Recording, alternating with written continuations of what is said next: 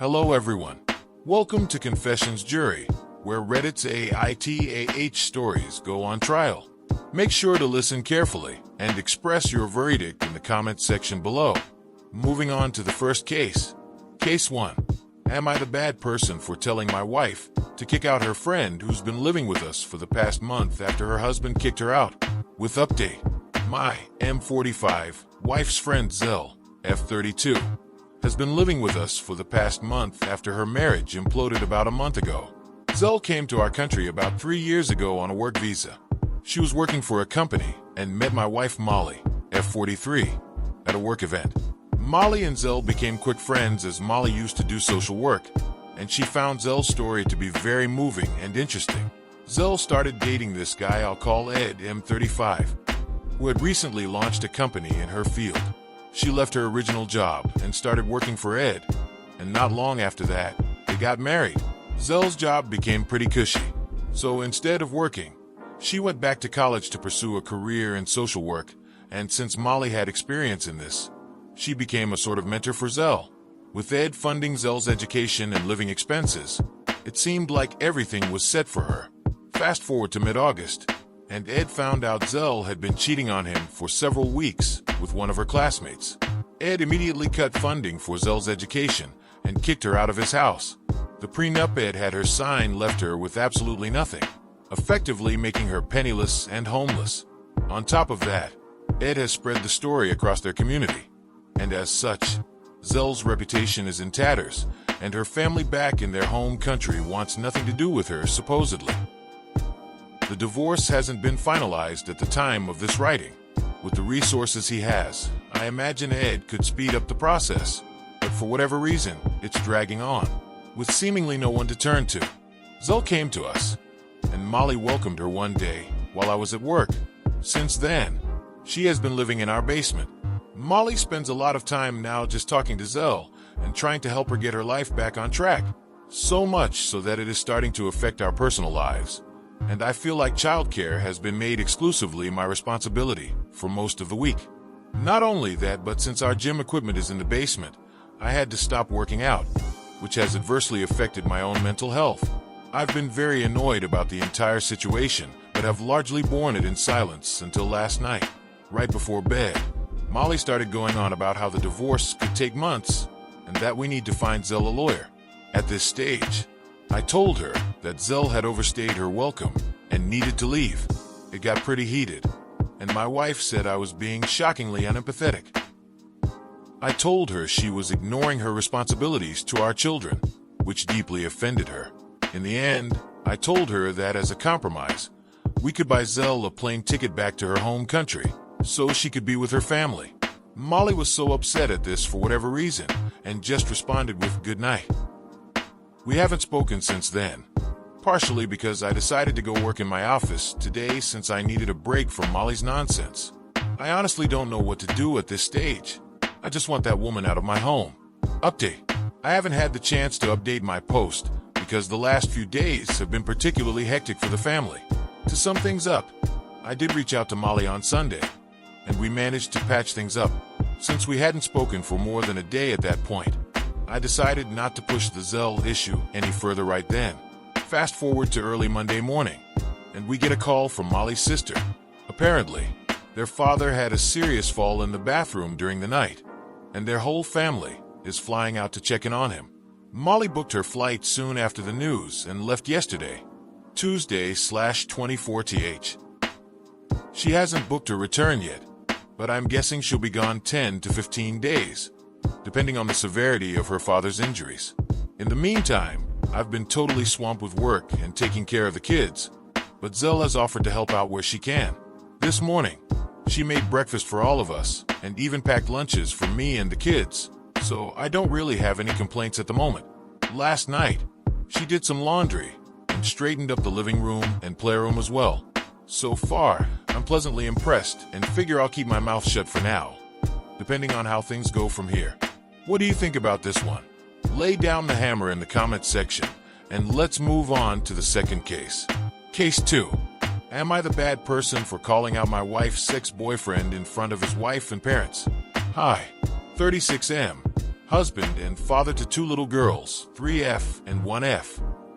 My wife Catherine, 35F, went to Catholic school her whole life, but she was never especially religious. I didn't meet her until our early 20s, but she told me high school was difficult for her. She had a serious boyfriend named John who was popular and came from a prominent family in their hometown. John's mom is very religious and organized retreats for the girls in their church to discuss issues like chastity and the pro-life movement. Catherine still follows John's mom on Facebook, and she wrote a long post when Roe v. Wade was overturned, calling it a joyous day. John liked the post, left a heart emoji in the comments, and reposted it. A few months before Catherine graduated from high school, she found out she was pregnant. She told John, and they both agreed they should get an abortion.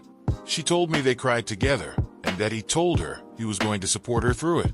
He also asked her if he could talk to his dad about what happened, and while she felt uncomfortable with this at the time, she said okay, because she didn't want him to suffer alone.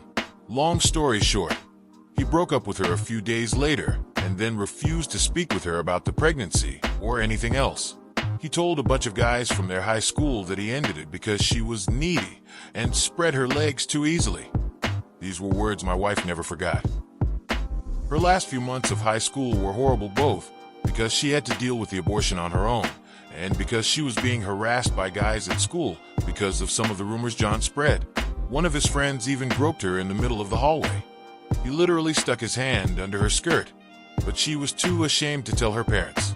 She told John what happened, and he literally laughed about it and said loved being touched there. Catherine said it was devastating for her at the time. She said she felt completely abandoned during the hardest experience of her life, and I know she had a difficult time trusting men for a long time after this. My wife is actually a child trauma therapist now and is completely dedicated to helping children who have gone through difficult things. Her old high school recently ran a story about her in the alumni magazine, and her parents and sisters circulated it on Facebook. This weekend, we took a trip to her hometown. It's about an 8-hour drive, so the girls could see their grandparents. On the first night on the trip, we went to the family's favorite Mexican place. Her parents took the girls to the park beforehand, and so Catherine and I got to the place a bit early. We were waiting for our table when Catherine spotted John and his parents. Everyone hugged her, and John introduced Catherine to his wife. My wife was polite as always, but I could tell she was a bit shocked and uncomfortable. John's mom mentioned the article about Catherine and said how wonderful it is that she does such important work. I probably should have walked away, but my blood was boiling, and I felt the need to stick up for my wife. I looked at John's mom and said it's inspiring to be married to a woman who does work that actually helps children. I then looked at John and said that some kids go through a lot, like getting pregnant and then being abandoned by the person who put them in that position. I don't know if his mom or wife knew about the abortion. I'm assuming his dad did because he told Catherine he was going to talk to him. But you could literally hear a pin drop. I then told John that I wish he had never met my wife, and that I hope my girls never date a man like him. John then apologized to Catherine and said he was young and scared at the time and didn't know what to do. Catherine accepted his apology and said she was past it now. John's mom kept asking what was going on, but neither of them said anything about the pregnancy or abortion. My wife was not too happy about the situation when we got home. She said he was also young at the time, and while she was pissed about what happened, I didn't need to humiliate him in front of his wife and parents. I told her that I lost my cool when I saw him and thought about all the pain he caused her. I also said he should be humiliated because of how he treated her. She said I stooped to his level, and I said I was only trying to defend her. AITA, what about that? Who would you rule for? State down your ruling, and let's move on to our third case. Case 3.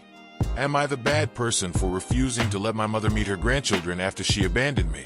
I, 32F, am the mother of 2 wonderful kids, 6M and 4F. I've been happily married for 8 years, and my life is pretty stable now. But growing up, things were very different. When I was 10, my mother walked out on us. My father, now 58, raised me alone. She left us for another man, and I didn't hear from her again until I was in my mid-20s, when she messaged me out of the blue. I had just started my career at the time, and didn't feel emotionally ready to reconnect. so I ignored her messages. Fast forward to a few months ago. She reached out again, but this time it wasn't just a message. It was a full-blown letter explaining how she regrets her choices, how she's grown as a person, and how she would love to meet her grandchildren. She apologized for abandoning me and said she wants to make up for lost time. My immediate reaction was anger. For over 20 years, she never tried to be part of my life. My dad was my rock, and I built my life without her.